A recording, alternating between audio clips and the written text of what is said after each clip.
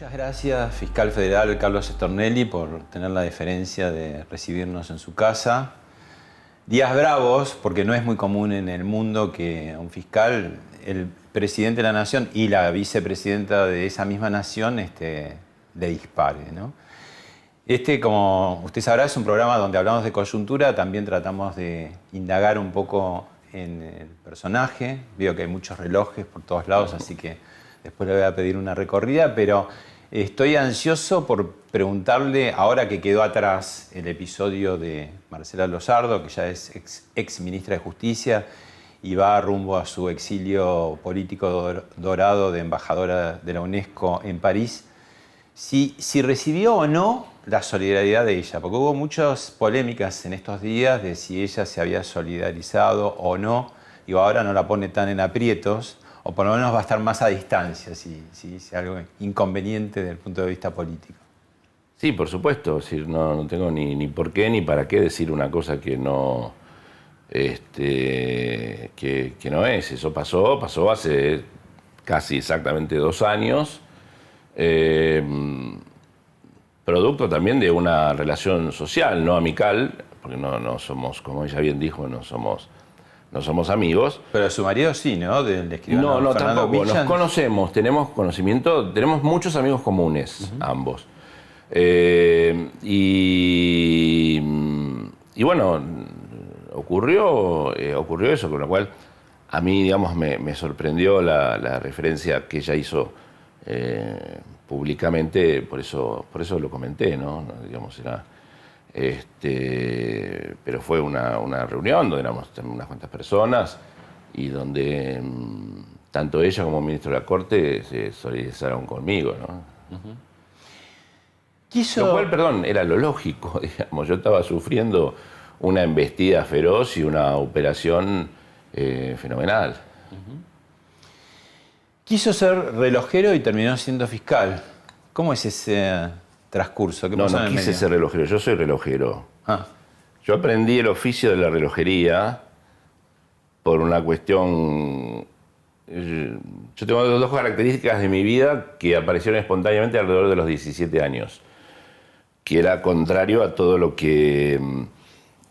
a lo que era mi juventud y mis amigos de la adolescencia.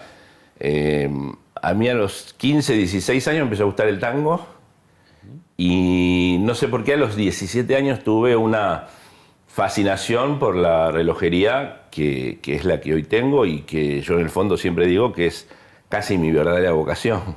¿Algún estímulo familiar por el tango y por la relojería? Cero. Mi padre era antitango y la relojería provino de un relojero de mi barrio que fue... un segundo padre mío, se llamaba Raúl Cardama, lo menciono porque su hijo aún hoy es amigo mío, que me vio tan interesado, me dijo, pibe, si a vos te gusta esto, venite a este lado mostrador y yo te enseño. Y ahí empecé a aprender y a caminar la relojería. Por supuesto empecé barriendo el piso y limpiando los relojes despertadores, que en ese momento eran populares. Todavía no habían llegado, o estaban empezando a llegar los relojes de cuarzo.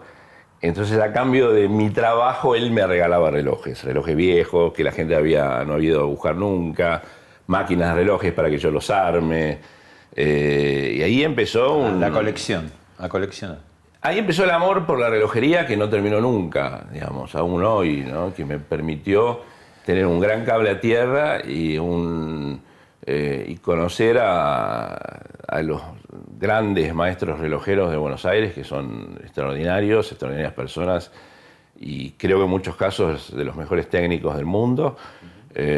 Y bueno, tener como ese segundo amor que me permitía también cambiar la cabeza, ¿no? Los relojes marcan las horas, el paso del tiempo. ¿Es usted un tiempista? ¿Qué sucede a través del tiempo? Usted fue también político, fue titular de seguridad en la provincia de Buenos Aires en la gestión Yo no Scioli. relaciono el tiempo, el tiempismo con mi actividad profesional, la que me da de comer. No relaciono demasiado con eso. Sí relaciono, yo tengo una vinculación muy fuerte con con el pasado, eso sí quizás tiene que ver con mi actividad profesional, porque nosotros trabajamos con cosas que sucedieron. Con el pasado, con los objetos antiguos, especialmente con los relojes, con la historia de Buenos Aires, son mis fascinaciones. Quizás tenga que ver un poco el estudio del pasado o el análisis de cuestiones que ya han ocurrido, ¿no? Yo soy convencido de que en que hay determinados objetos antiguos, en cierta parte el alma de las personas que los poseyeron está ahí, ¿no? ¿Influyó en su formación el hecho de tener a un padre militar, teniente coronel, que estuvo a cargo de la intervención de Radio Belgrano? Yo creo que influyó, obviamente que influyó en mi formación. Yo vengo de algún lado. Yo tenía poco diálogo con mi padre, si bien obviamente nos queríamos muchísimo, pero los padres, especialmente de esa época, y los padres militares eran un poco amigos del diálogo, ¿no? Si no tenía un gran diálogo con él, de ahí a tener un segundo padre, un padre sustituto y demás, obviamente que influyó en sus valores, influyeron en mi formación. ¿Se hacía sentir el rigor castrense de pronto? No. Mi padre era un liberal, digamos. Era un liberal muy crítico de muchas cuestiones que ocurrían en esos años. Estamos hablando de la época de la dictadura. Estamos hablando de la época de la dictadura, estamos hablando de la época de las Malvinas y demás, pero no, era... yo creo que la gran cualidad de mi padre era que se desarrolle la libertad de su hijo, en pensar lo que quieran. Yo recuerdo, por ejemplo, yo creo que en el año 82, antes de Malvinas, hubo una protesta callejera, a la que creo que fue el 30 de abril, a la que yo concurrí, y él no me dijo, digamos, yo también fui a esa. no me dijo absolutamente nada. Y sí, por supuesto que estoy influido de sus valores y tanto de él como de mi madre. ¿Usted entró en la democracia siendo radical o con tendencia a radicalismo, puede ser? Yo estuve afiliado al Partido Radical. Cuando yo entré a la universidad, en la época del proceso, y viví... A la UBA, derecho. A la UBA, derecho, sí. Como íbamos todos los hijos de la clase media argentina. Y viví todo el despertar y el fervor cívico de los años, de los primeros 80, ¿no? Y realmente tuve esto no significa una adscripción política mía ni una militancia, porque no la tengo, quizás en ese momento sí, un deslumbramiento con la figura del doctor Alfonsín, a quien seguí, digamos, en sus actos. Era obligatorio participar. Ahora, 10 años después, el que entonces era ministro del Interior, Carlos Corach, lo nombra a usted fiscal. Y 20 años después, usted pone preso al presidente de ese gobierno, que era Carlos Menem, por la causa del tráfico de armas Ecuador y Croacia. Digamos que casi sí. El que lo puso preso fue el juez a solicitud mía. Yo creo que el funcionario judicial tiene que, el magistrado especialmente, digamos, nadie va a negar que llegó de un repollo a la magistratura, porque es mentira, pero creo que es obligación de cada funcionario empezar a ejercitar inmediatamente la independencia y romper cualquier tipo de vínculo que signifique, digamos, que tal o cual funcionario puedan manejar la carrera, ¿no? Y sin embargo, Menem, después de ese episodio que estuvo detenido, no sé, unos 3 meses, creo, no sé 7 meses, 6 o 7 meses. Ah, sí. bastante. Él y varios de su gabinete. Sí. Sin embargo, en encuentros posteriores sociales no le tenía como un resentimiento en particular. No, él fue, en ese aspecto, yo tengo que destacar, y lo hice públicamente porque me pareció hasta una obligación moral mía decirlo, más allá de todas las cuestiones que tienen que ver con hechos delictivos, que por supuesto con su muerte terminan, y con investigaciones que yo llevé adelante, que no fue una, sino fueron varias, fue Río Tercero, fue la venta de la rural, fue la venta de armas. Él siempre tuvo una actitud que se puede calificar de ejemplar frente a la adversidad judicial. No recurrió a ninguna artimaña, a ningún apriete, a ningún escrache y demás. Y siempre fue muy considerado conmigo, y fue muy considerado conmigo las pocas veces que nos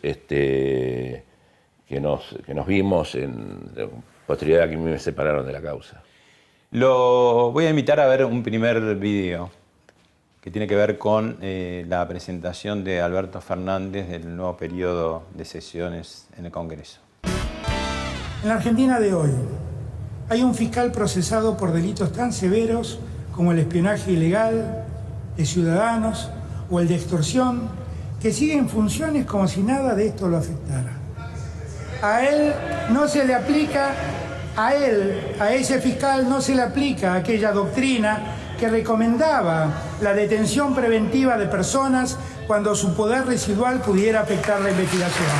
Es cierto, su poder no es residual, está vigente. También observamos cómo sale a la luz un perverso sistema en el que se entremezclan jueces, fiscales, pretensos espías y reconocidos periodistas para hacer un seguimiento ilegal de personas detenidas y para montar extorsiones judiciales. Todo se sabe y todo sigue transcurriendo como si nada pasara. Bueno, fuerte. Sí, tan fuerte como inverosímil, digamos. ¿En qué sentido? Yo creo que hay varias reflexiones que surgen, ¿no? Vamos a dejar de lado la relación previa que yo tenía hace muchos años con Alberto Fernández. ¿Se puede llamar de amistad? No, pero un conocimiento cordial y reuniones frecuentes. Para hablar de política. Para hablar de política, para hablar de la vida. Nunca me ofreció nada raro, ni extraño, ni ninguna propuesta. Digamos, pues, la gente está acostumbrada a sospechar de los encuentros. Yo creo que los argentinos tenemos una rémora que viene de los años 70 del delito de agenda, ¿no? De que porque yo conozco a alguien o soy amigo de alguien o me reuní con alguien, ya eso de por sí significa una cuestión delictiva. Creo que es como una cosa de culpa que cargamos, y además la utilización perversa por parte de otros, ¿no? ¿Qué quiso decir? ¿Lo dijo por él? ¿Lo dijo para contentar a algún clienta interno, como se diría? Mire, Pablo, todos tenemos derecho a cambiar. Quizás haya cambiado. No es la persona que yo conocí, digamos, claro. Y no es el pensamiento. Yo he conocido otro pensamiento, pero bueno, es plausible, digamos, que si uno ha cambiado, lo asuma. ¿Qué pasa con ese control cruzado que anunció como una comisión bicameral, como que otro poder, el legislativo, podría llegar a algún tipo de control, no sé, sobre el judicial? Yo creo que a veces, y no estoy hablando ahora de Alberto, porque no quiero hablar mal de él, realmente no quiero hablar de él, más allá de las cosas que pudo haber dicho, yo lo aprecio. Creo que hay mucha gente, que ha habido como una decadencia de asesores, ¿no? No solo de la función pública y de la institucionalidad, sino de los asesores. Entonces, hay asesores que proponen a veces cualquier cosa, ¿no? Y asesores que quizás no han leído la Constitución o no han leído que no hay cosas que no se pueden hacer. ¿Es irrealizable ese control cruzado? Mire, yo puedo votar leyes inconstitucionales, después veremos. ¿Qué dice la Corte? Si pero pasa El digamos, filtro de la Corte, digamos. Que hoy estemos en la Argentina discutiendo sobre si el poder legislativo o el propio poder ejecutivo remuevan jueces, me parece un retroceso institucional, obviamente. Bueno, el ministro del Interior, Eduardo Guado de Pedro, dijo que los jueces, supongo que lo extenderá a todos los magistrados, también fiscales, o se transforman o se van. Yo creo que esa es una de esas cosas que se dicen producto de la euforia de algún momento. Yo no creo que ninguna persona republicana de bien realmente piense o sienta esas cosas, ¿no? Un nuevo video para ver, otra mención muy fuerte, en este caso de la vicepresidenta de la Nación, la doctora Cristina Fernández de Kirchner. Ayer este hombre, en un programa de televisión, amenazó literalmente al presidente de la República. Porque le dijo algo así como: nos vamos a ver cuando él deje de ser presidente, nos vamos a ver ahí de hombre a hombre, no, de fiscal, porque evidentemente sigue siendo protegido por el Ministerio Público Fiscal de Casal y por todo el Poder Judicial, que se callan la boca ante el escándalo que significa que este siga siendo fiscal. Amenazó al presidente de la República para cuando Alberto deje de ser presidente, ya te voy a ver. ¿Sabe dónde lo va a querer ver? En un sillón para tomar la indagatoria. Eso es porque es la metáfora perfecta de lo que ustedes hacen. Esto es lo que hizo este señor Stornelli, que sigue siendo fiscal de la Nación, y siguen queriendo convencernos a los argentinos de que el Poder Judicial es independiente. El primer sentimiento es la risa. ¿Por qué? ¿Le hace gracia? A mí me hace gracia porque es un comentario gracioso, digamos. Yo no quiero hablar. Es amenazante también, no sé, usted estará acostumbrado, pero digo, es una figura de mucho poder que está hablando a los jueces de la Cámara que la están... ¿Amenazante hacia mí? Sí. No, yo no lo siento de esa manera, no, de ninguna manera. Es una persona que está ejerciendo como cree que debe hacerlo, su derecho de defensa. Yo no soy su abogado defensor, ella tiene brillantes defensores, y no soy quien para decirle a ella lo que debe decir o dejar de decir. Dicho esto, lo que sí me da gracia es que el comentario que yo haya hecho es una amenaza. Por dos motivos. Primero, porque no hay ninguna amenaza. ¿Qué quiere decir esto? Que de hombre a hombre, cuando deje de ser presidente, se van a encontrar. Tener una charla como las que teníamos, por supuesto no ahora porque él es presidente y no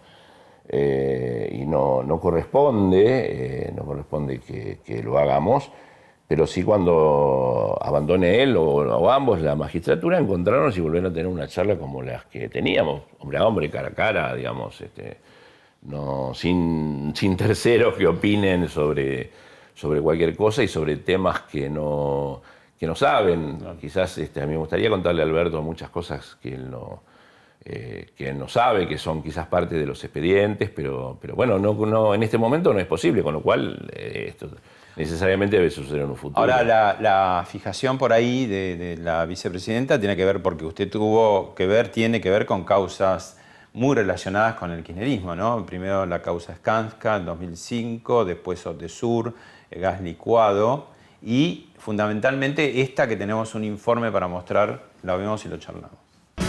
Algunos lo llamaban el Watergate argentino, otros hablaban del Lavallato criollo, después se lo conoció como la causa de los cuadernos. Estaba frente a una joya periodística, pero la duda era cómo hacer, qué hacer, cómo seguir. 4 millones de dólares recaudado. Del otro lado había poderosos, con dinero y sin escrúpulos, y que iban a hacer lo imposible para que Centeno negara todo. Yo era apenas el mensajero de esa historia. El problema era que matar al mensajero es lo más fácil.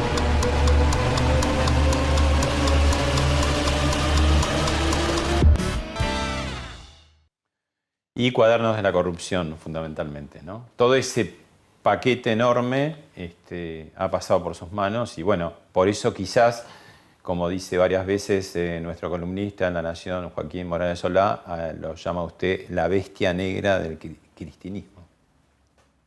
Yo no tuve y no tengo otro mérito que haberme tropezado con una prueba, que quizás sea una prueba fenomenal, y es quizás el sueño de todo fiscal, encontrarse frente a eso y poder probarlo y poder corroborarlo.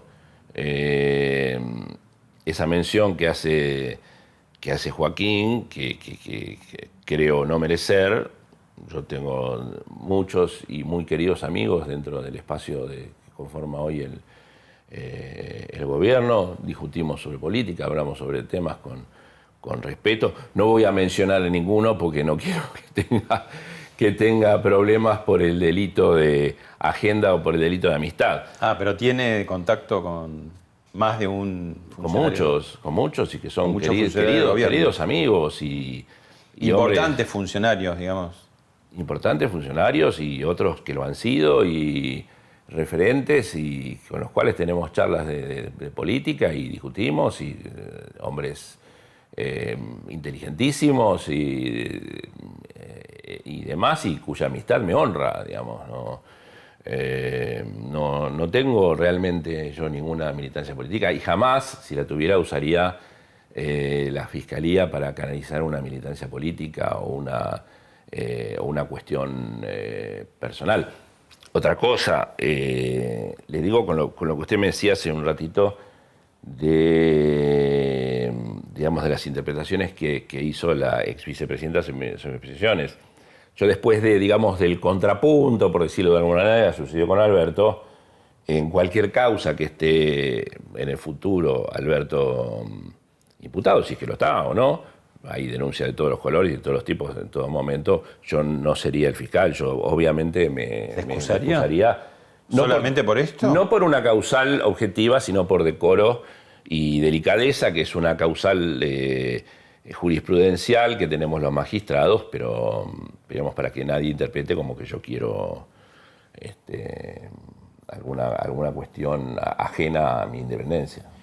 Diego Cabot, periodista de La Nación, que fue quien se encontró con esos cuadernos y los estuvo analizando y chequeando y cruzando datos durante meses hasta que tomó la decisión de ir a la justicia y que no fue por casualidad, fue hacia usted como fiscal y hacia el juez Bonadío porque estaban en una causa de gas licuado, creo que era. Exacto. Donde ya se habían producido algunas detenciones, ¿no? Como la del exministro de Vido, Barata. No se habían producido detenciones en ese momento. Bueno, pero estaban procesados, ¿no? No estaban todavía... sí, estaban procesados, no recuerdo bien los tiempos. Pero es una causa en la que yo tenía otra causa en la que se produjeron algunas detenciones, que fue la causa de Río Turbio, claro, que fue la que provocó de alguna manera el desafuero. Y por eso yo creo que el colega lo que hizo fue, no era, ¿cómo se llama?, forum shopping, sino ir hacia quienes estaban con temas afines. No, estas personas ya estaban investigadas en la causa y se la estaban investigando, por eso teniendo incluso la dato, ex esposa de Centeno, el famoso sí, no sé si la ex esposa o una expareja de él, sí, que había quedado en la ruina y que sabiendo algo, ella pescaba algo del tema, creo que hubo algún intento de obtener algún beneficio y demás, y entonces fue y lo denunció. Y ya estaba en esa causa. Ya estaba en esa causa. Bueno, Diego Cabot hace un comentario y le hace una pregunta.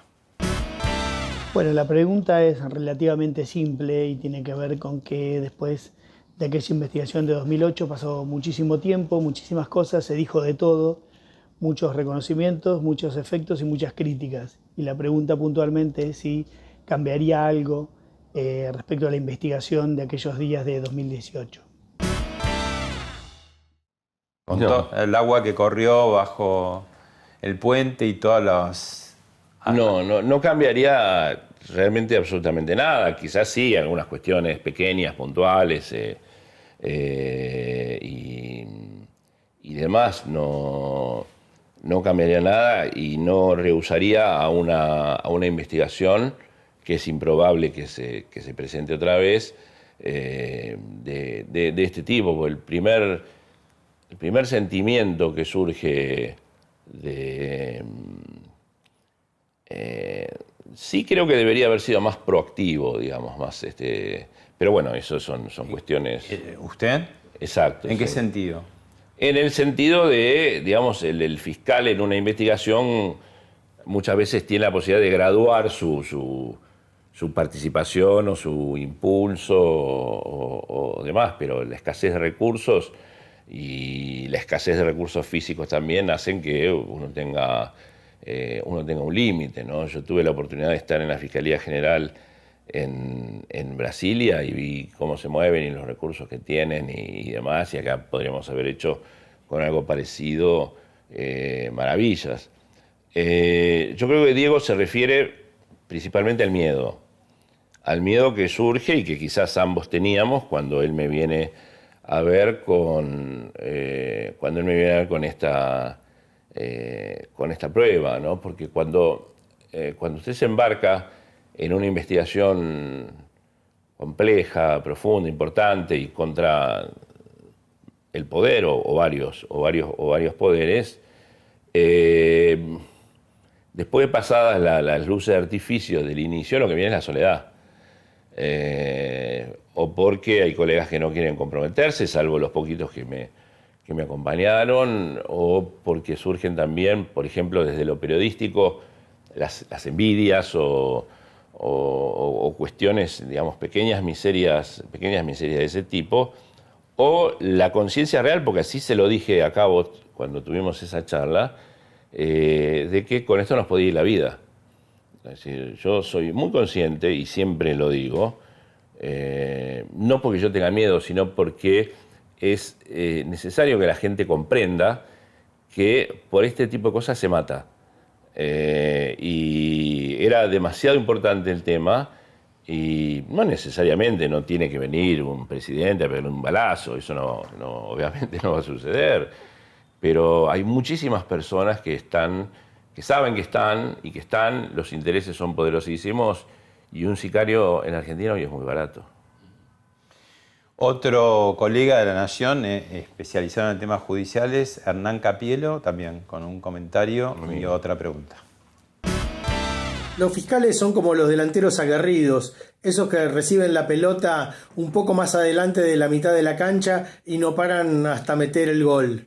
Son los que tienen que ir para adelante, eludiendo a los contrarios, los que tienen que profundizar la investigación, los que tienen que movilizar a los jueces perezosos, esos jueces que por ahí pecan de prudentes o lo hacen para esconder sus compromisos. Y para el doctor Stornelli, que es uno de estos fiscales que le tocó ir para adelante cuando tuvo en sus manos causas tan complicadas como la de los cuadernos de la corrupción, le preguntaría si es que se imagina, después de esta andanada que está recibiendo la justicia, si un cambio de actitud por parte de los jueces y fiscales de Comodoro Pi. Yo creo, bueno, ante todo, gracias por los comentarios elogiosos de Hernán, que no los merezco, pero bueno. Cambios de actitudes también hay en el Poder Judicial. Son pocos.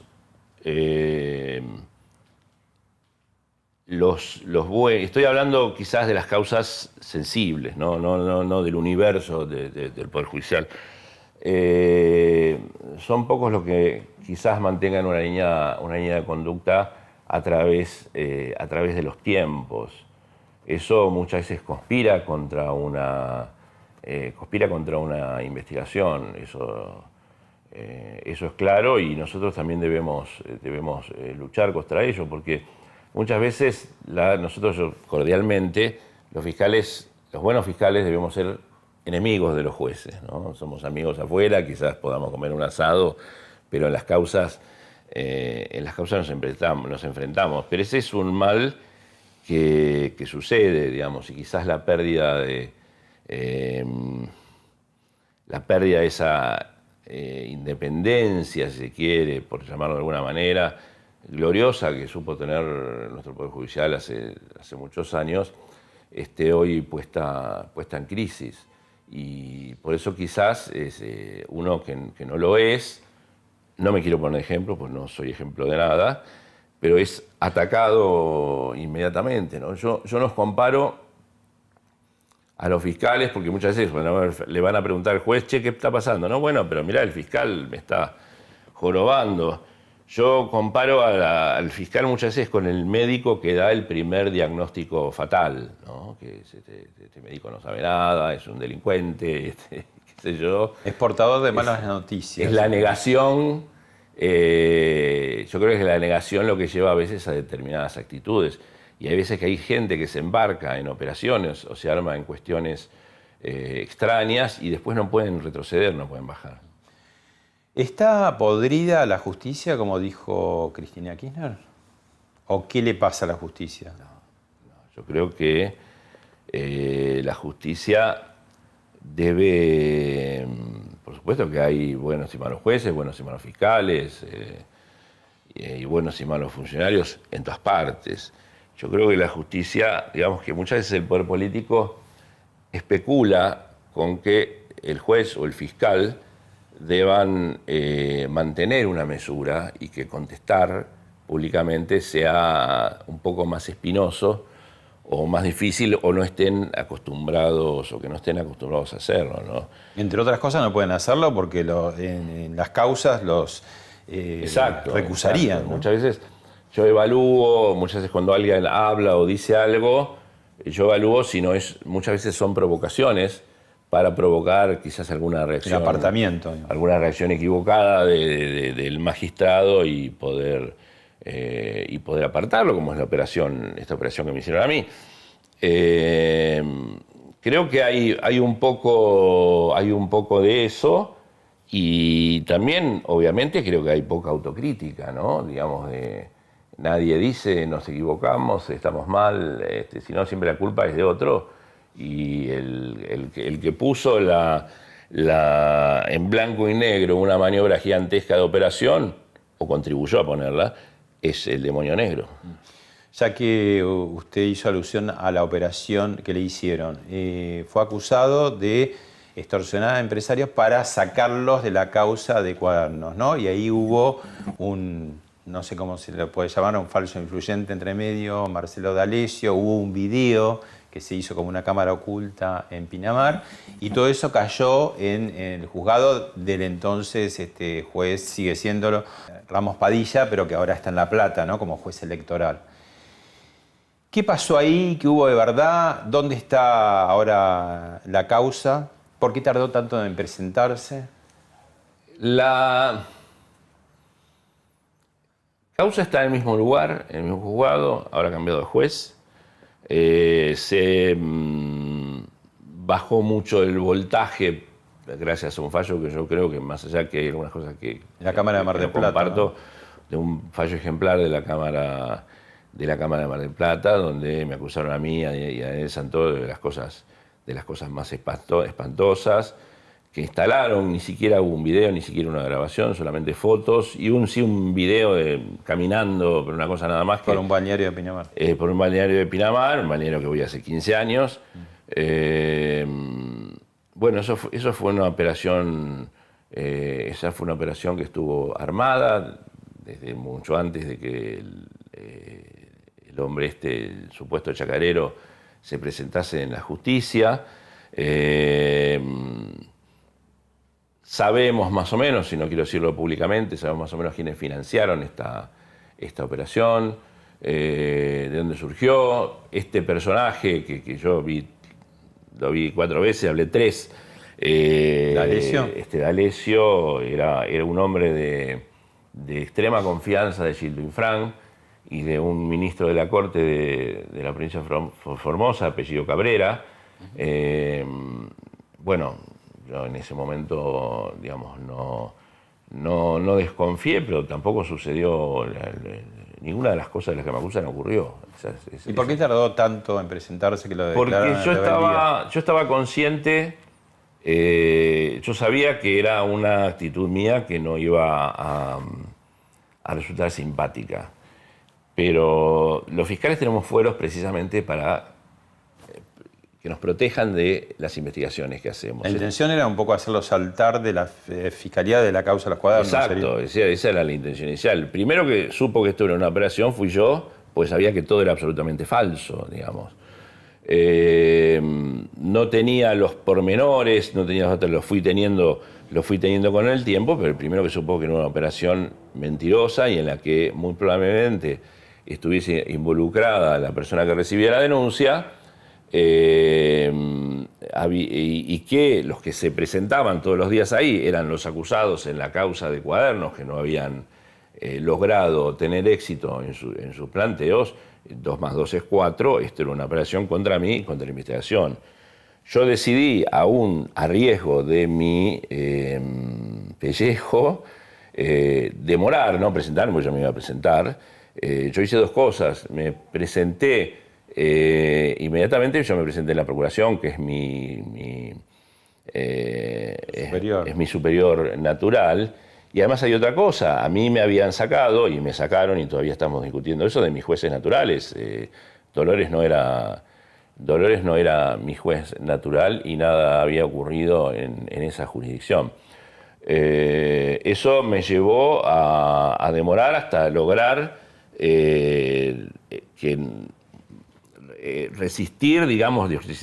contestar los planteos que inmediatamente hicieron muchos defensores en las causas y elevar las causas a juicio, luego de lo cual me presenté.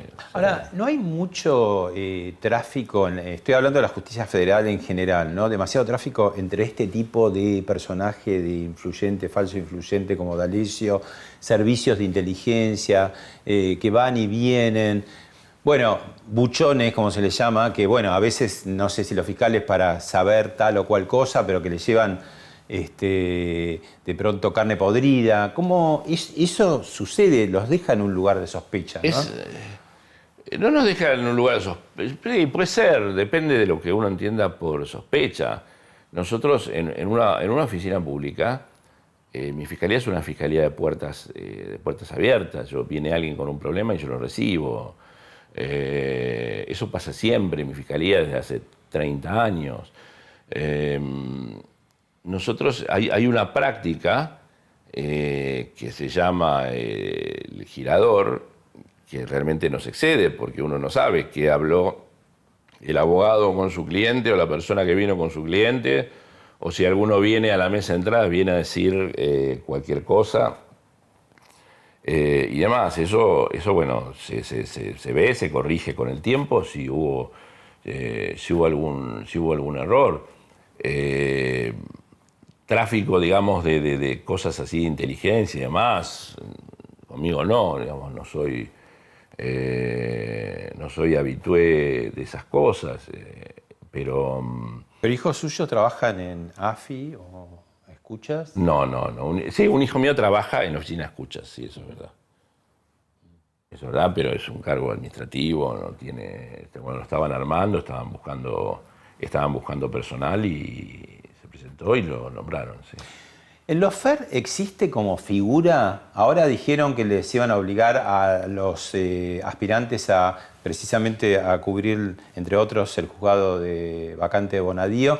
Después hubo una contraorden que no se va a poder preguntar como materia, ¿no? Pero ¿qué hay de verdad o no? ¿Qué es el lofer? La verdad que habría que preguntarle lo que inventaron. Yo realmente no termino de entender y no termino de creer que esas cosas sucedan, salvo en las mentes de los que lo inventaron, ¿no? Que son capaces de pretender que determinadas cosas suceden. Realmente es una construcción retórica que yo creo que no significa nada.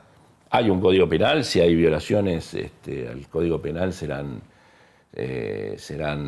revisadas, pero creer que haya una asociación de fiscales y jueces para perjudicar a supuestos líderes populares, como si un secretario de Estado fuera un líder popular, o no, yo realmente no lo creo. Sí creo que hay una mala semilla hoy en el Poder Judicial que es la justicia militante, ¿no? Creo que ese es un huevo de serpiente que... ¿Justicia legítima?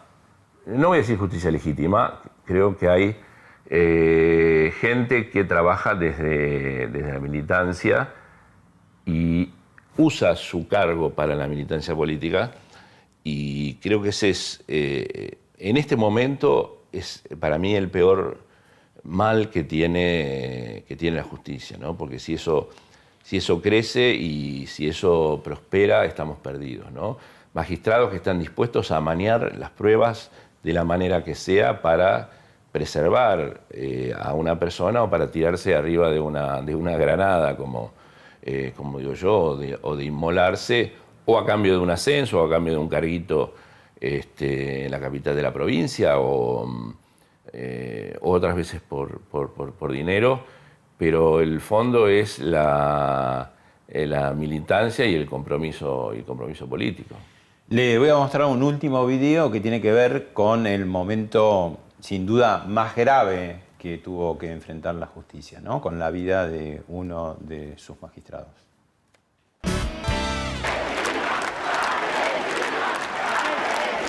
Una multitud acompañó a fiscales y políticos opositores en una marcha pacífica el miércoles en Buenos Aires. Vista como un desafío a la presidenta Cristina Kirchner.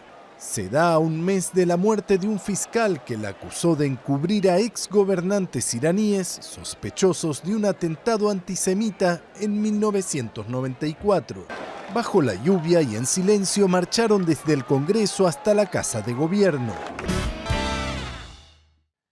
Bueno, la muerte violenta de un fiscal, como el caso de Alberto Nisman, un día antes de hacer su denuncia en el Congreso a la entonces presidenta, actual vicepresidenta. ¿Cómo esa bomba, cómo cayó en los fiscales? Eso fue, digamos, cómo cayó en los fiscales y la sociedad fue 500.000 de personas en la calle.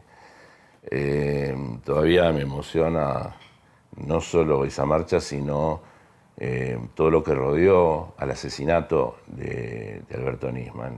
Es un asesinato, y uso la palabra asesinato porque el asesinato técnicamente es el homicidio por encargo. Eso para mí fue un antes y un después en el ejercicio de mi profesión.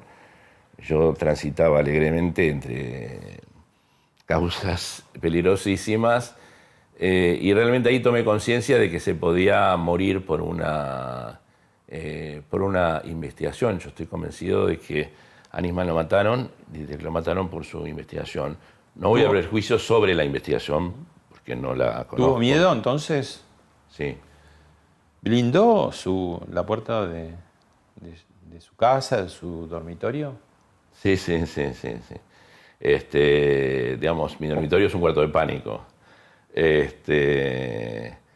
Pero... ¿A raíz después de lo de Nisman? Sí.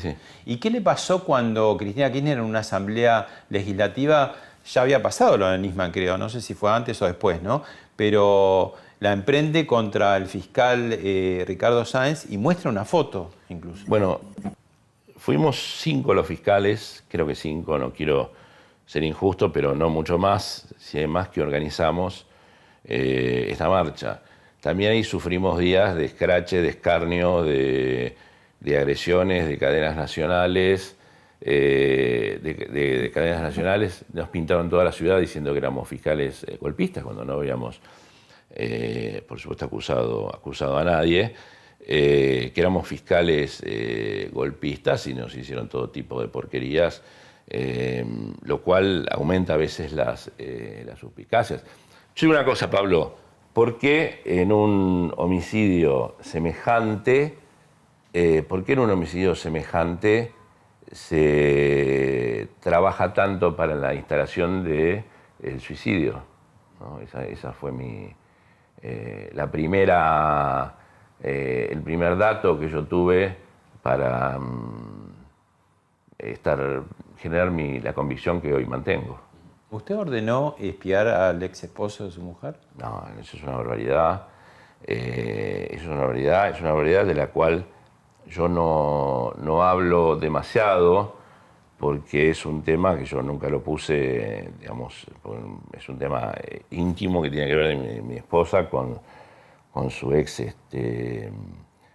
marido y con un tema de violencia de género que estuvo denunciado reiteradamente, incluso con una restricción de acercamiento, unas cuestiones que le presentamos al doctor Ramos Padilla, le dijimos de qué se trataba y por qué venía esto. Por supuesto, le pedimos que reserve para preservar la identidad de 2 menores, que preserve la prueba. Por supuesto, la reservó hasta de sí mismo, porque no hizo nada con lo que hicimos. No hizo ninguna de las pruebas de descargo, pero además lo que se dice tampoco está en el expediente, digamos, son construcciones que se han hecho periodísticamente, por decirlo de alguna manera, construcciones que se han hecho periodísticamente, pero que no tienen ningún correlato, ni siquiera con las pruebas de la causa. Bueno, le invito ahora a volver al principio de que me muestre un poco los relojes y después su lugar de trabajo. Ah, bueno, sí, con mucho gusto. Bueno, Carlos, acá estamos frente a 3 de tus cantidades de relojes. ¿Tenés un taller también chiquito donde trabajás? Tengo un pequeñísimo taller de 15 metros cuadrados donde yo también junto herramientas antiguas. Ahí tenemos, después si quieres te muestro. O sea, se me rompe el reloj y yo te lo doy y vos me lo arreglás. Sí, lo que me supera sé quién te lo puede arreglar, digamos. Pero yo, digamos, como estoy ocupado de otras cosas, es como el pulso del cirujano que si no opera muy seguido hay que reeducarlo cuando uno se siente. Pero sí, yo reparo. No hago todas las tareas, por eso recurrí a la amistad durante... Este hobby tiene más de 45 años. Recurrí a la amistad de los grandes maestros que han logrado sacar a flote un montón de estas cosas. ¿Y acá qué tenemos, por ejemplo? Estos 3 modelos, el del medio muy raro. El del medio es un reloj muy raro, que lo encontré de casualidad. Se le había roto el fanal y por eso, digamos, hoy los relojes grandes no son muy buscados. ¿De qué época es y de dónde? Este reloj es inglés, aproximadamente del año 1850, y es un reloj de altísima precisión porque tiene, por ejemplo, solamente los que entienden me van a hacer lo que digo, tiene 2 cuerdas muy poderosas y funciona durante 400 días. ¿Funciona? Sí, funciona. ¿Y estos? Estos 2 funcionan, estos son relojes de repisa o relojes de chimenea, como uno los quiera llamar. Y bueno, a mí me fascinan, ¿no? Me encantan. ¿Intercambiás con otro célebre admirador y coleccionista de relojes como es Jorge Lanata? ¿Con él has hablado, intercambiado relojes? Hemos hablado de relojes porque él sé que tiene esa pasión, no es como lo mío, que lo mío quizás sea lo mío sea una vocación, pero sí, con todos los que le gustan estas cosas. Si bien a mí me gustan más las cosas viejas y volver cosas a la vida, que encontrar algo en un cambalache y... ¿Te gusta armar y desarmar? Sí, claro.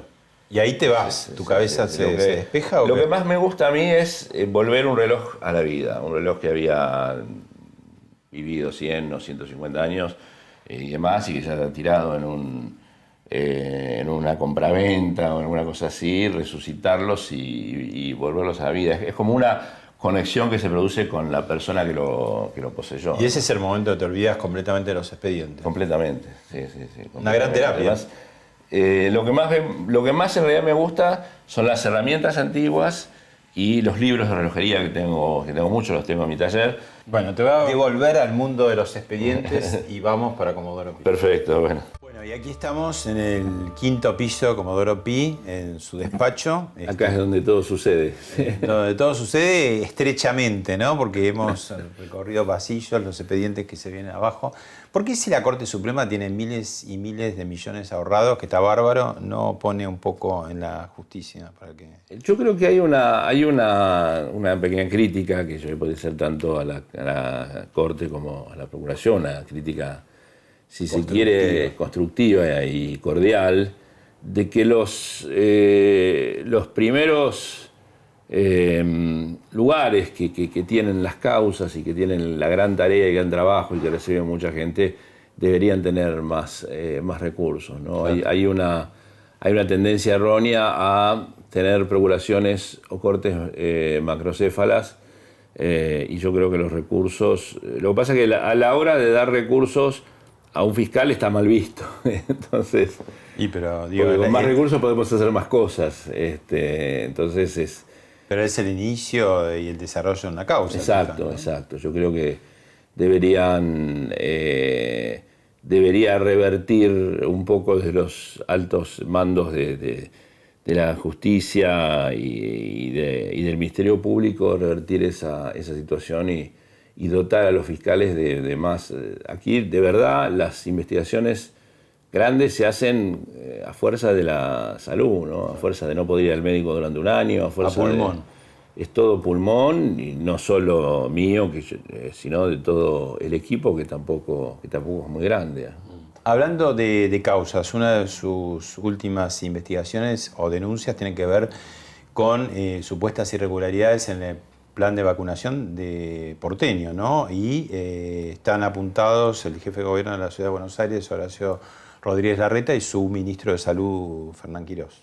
Están denunciados. Hay una investigación como cualquier otra, como ocurre en todos los casos, donde hay alguna conducta que se pone en conocimiento que podría llegar a ser delictiva. Lo primero que se hace es establecer si los hechos ocurrieron o no y si tienen algún encuadre jurídico penal que permita seguir adelante. Digamos, a la hora de abrir... a la hora de impulsar una investigación, el color de los ratones al gato no le importa, ¿no? Que es verdad eso, ¿no? Si hay un acto irregular cometido en la Ciudad de Buenos Aires o en otro tema sometido a mi competencia, a mi jurisdicción, ¿quién está del otro lado? Por eso yo siempre reivindico, y me parece que este es el momento, el concepto, que creo que viene de la Revolución Francesa, de la justicia ciega, ¿no? La justicia ciega para que los privilegios y las impunidades no se cometan y no se sepa, y que el que juzga no sepa si el que tiene que juzgar es un hombre común, modesto, o es el presidente de la República. Gracias, doctor Stornelli. No, gracias a ustedes por la visita y por la generosidad.